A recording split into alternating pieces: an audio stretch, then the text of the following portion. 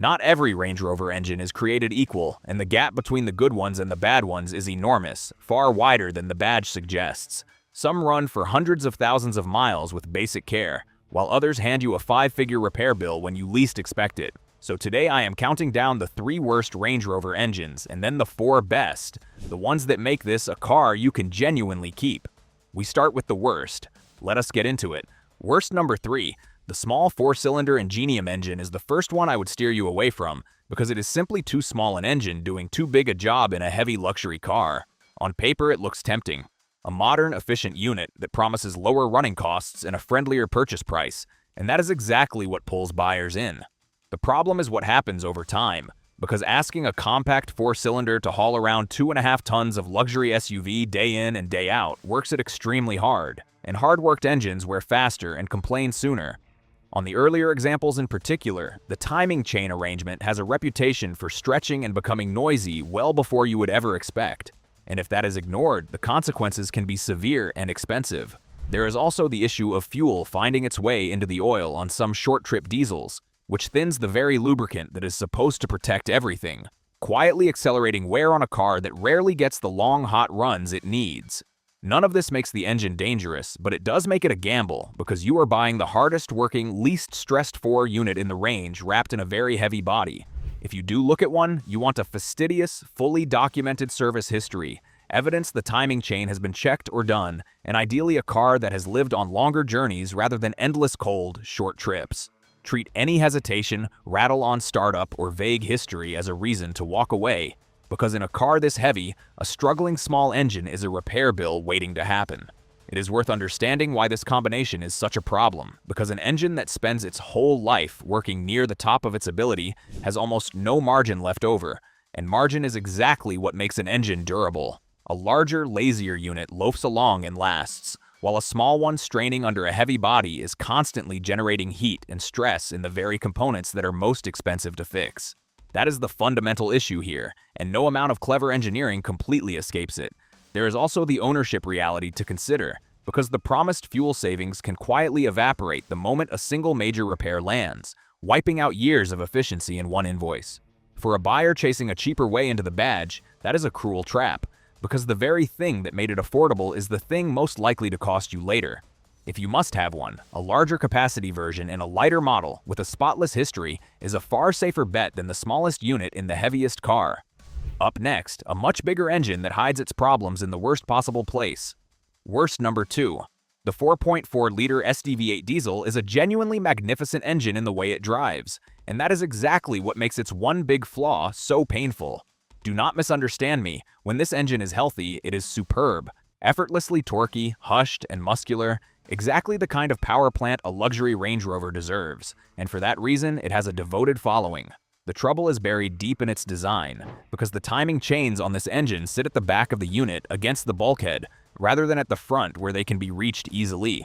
That single design decision transforms what would normally be a manageable maintenance item into a major, labor-intensive job, because getting to those chains can involve removing the engine or a huge amount of surrounding hardware, and the labor alone can climb to eye-watering figures. When those chains or their tensioners wear, and on higher mileage examples they can, you are not looking at a quick fix. You are looking at one of the most expensive, routine-sounding repairs in the whole range. It is a cruel flaw, because everything else about the engine encourages you to fall in love with it, right up until the moment the bill arrives. If you are set on one, you want a car with a comprehensive history, ideally with the timing chains already addressed by a specialist, and you treat any rattle from the back of the engine with deadly seriousness. Buy on paperwork and condition, never on the lowest price, because the cheap one is cheap for a reason. What makes this engine such a difficult recommendation is precisely how good it is when it is right, because it lulls you into a false sense of security, feeling utterly effortless and unburstable right up until the moment it is not. Owners fall in love with the way it pulls and sounds, and that emotional attachment can make it very easy to talk yourself past the warning signs.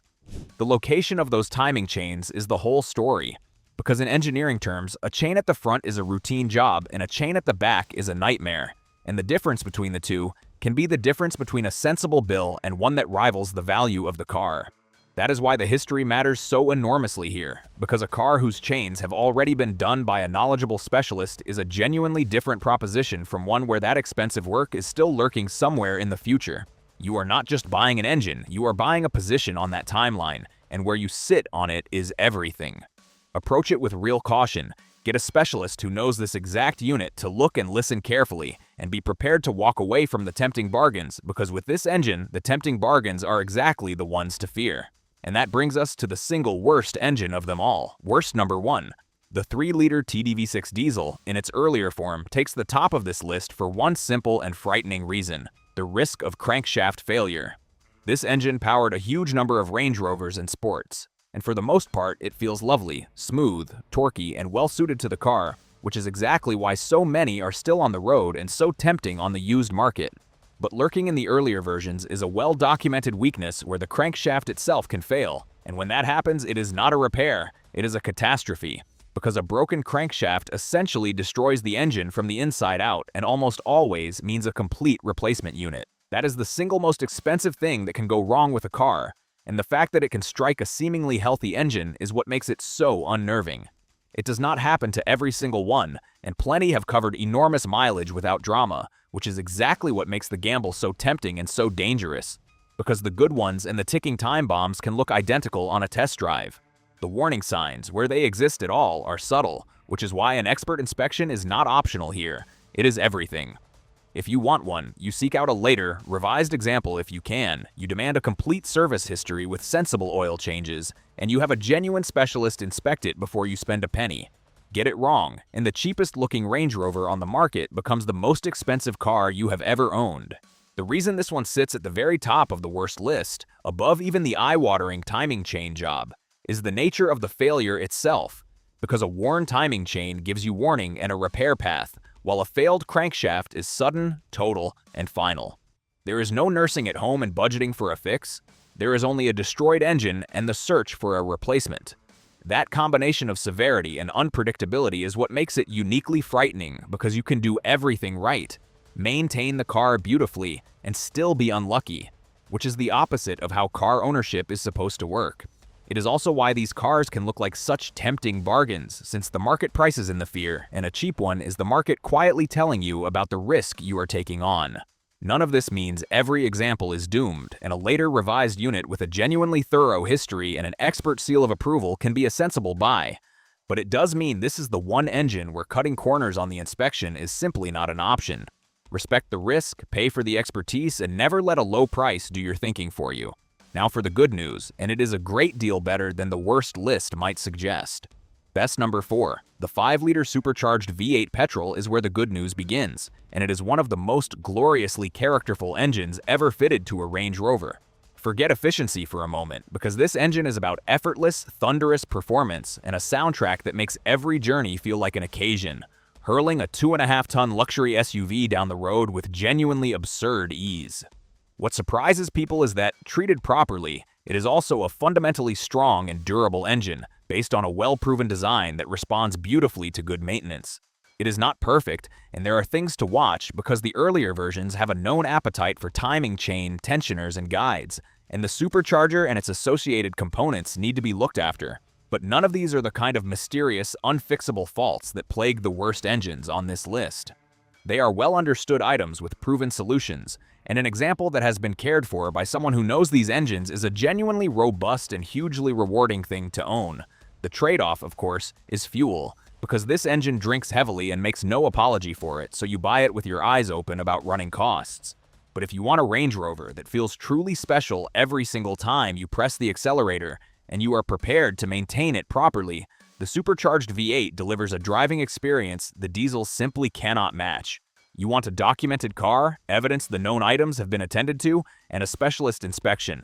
Get that right, and you have a magnificent engine that will reward you for years. What earns it a place among the best, despite its thirst and its known maintenance items, is the crucial difference between a manageable weakness and a catastrophic one, because everything this engine can throw at you is understood, documented, and fixable by the right specialist. That is the line that separates the good engines from the bad ones on this list. Not whether they have any weaknesses at all, but whether those weaknesses are the kind you can plan for or the kind that ambush you. This V8 firmly belongs in the first camp, and a well-sorted example rewards that maintenance with a driving experience that genuinely justifies the badge. There is also the sheer character to consider, because in an age of downsized, muted engines, a big, charismatic supercharged V8 is becoming a rare and precious thing, and the way it transforms the whole personality of the car is impossible to put a price on. For the buyer who drives for pleasure rather than for the fuel gauge and who commits to proper care, it is one of the most rewarding engines you can choose. Now, before we get into the top 3, a quick favor. If you enjoy this video, give us a thumbs up and subscribe to our channel. Best number 3. The 3-liter Ingenium Straight 6 petrol, with its mild hybrid assistance, is the engine that finally shows how good a modern Range Rover power plant can be. This is a world away from that struggling little 4-cylinder at the bottom of the list, because instead of asking too small an engine to do too much, it gives you a smooth, willing straight 6 with the electrical assistance to fill in the gaps, and the result is genuinely refined, strong, and well-suited to the weight of the car. It pulls cleanly, it is impressively quiet, and it feels every bit the luxury engine the badge demands without the strained, overworked character of the smaller unit. Being a much newer design, it also benefits from lessons learned, and the early indications on durability are far more encouraging, provided, as always, that it is maintained properly and fed the correct oil on sensible intervals. It is the engine I would point a nervous first-time Range Rover buyer toward if they wanted something modern, refined, and petrol, because it combines genuine smoothness with a far more reassuring reputation than the troubled units it effectively replaces. As with any modern, complex engine, you still buy on a full history and a proper inspection. And you keep the servicing religious because sophistication always rewards care. Do that, and you get a beautifully refined, genuinely modern Range Rover that feels expensive in exactly the way it should. It is proof that Land Rover learned from its mistakes, and it is a genuinely reassuring choice. The key to understanding why this engine works so well is that it fixes the fundamental problem that sinks the small 4-cylinder, because instead of a tiny unit straining under a huge body, you have a properly sized straight 6 with electrical help, so it is never working at the ragged edge of its ability. That extra margin is exactly what breeds durability, and it is why this engine feels so much more relaxed and unstressed in daily use. The mild hybrid system also smooths out the moments that used to be hardest on an engine, easing the strain of pulling away and taking a little load off at low speeds, which quietly benefits longevity as well as refinement.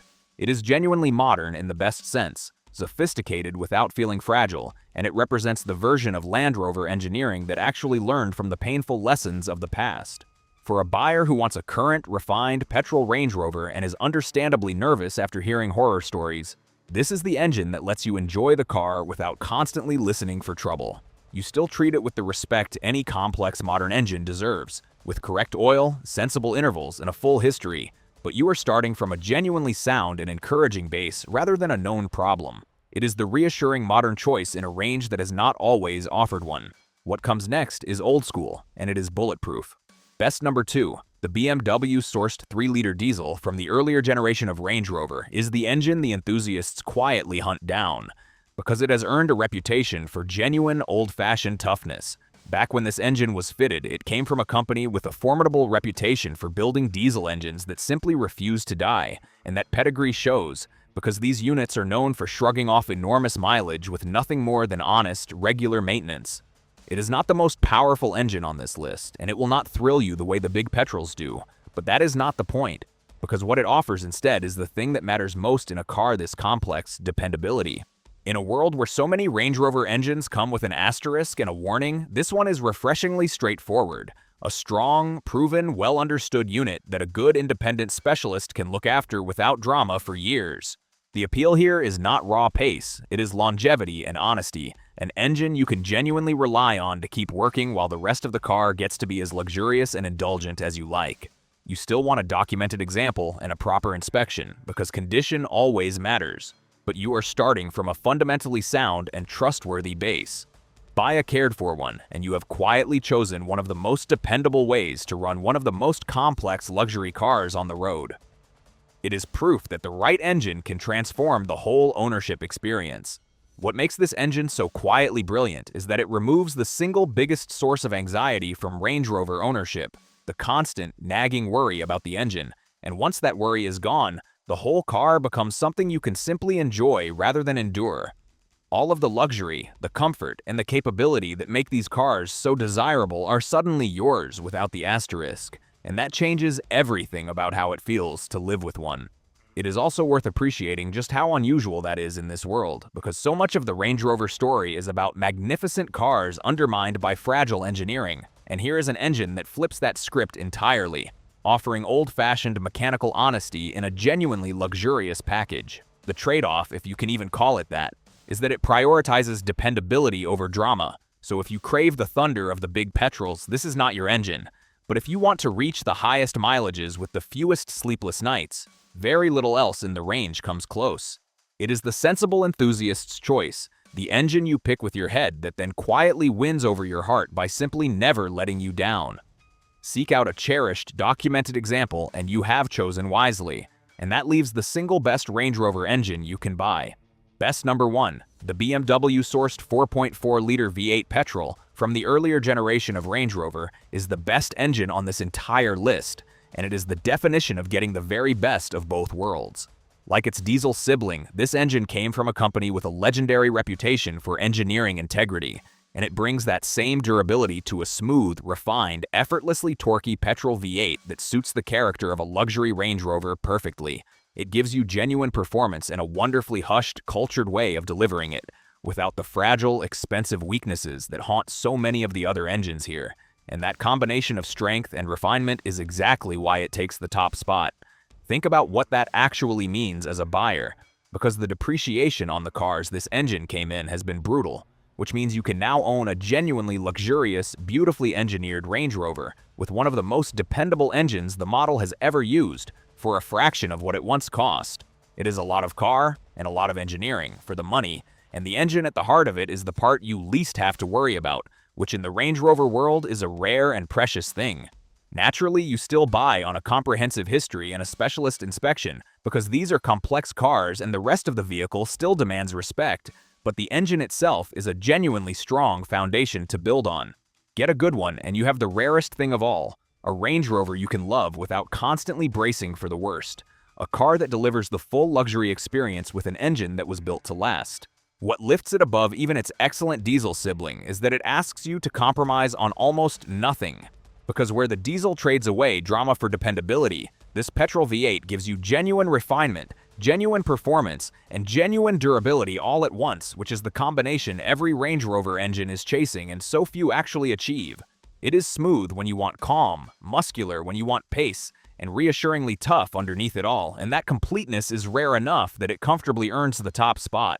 There is also a wonderful irony in the value on offer, because these engines came in cars that were staggeringly expensive when new and have since fallen further than almost anything on the road. So the very best engine here also happens to sit in some of the cheapest examples to buy, if not to run.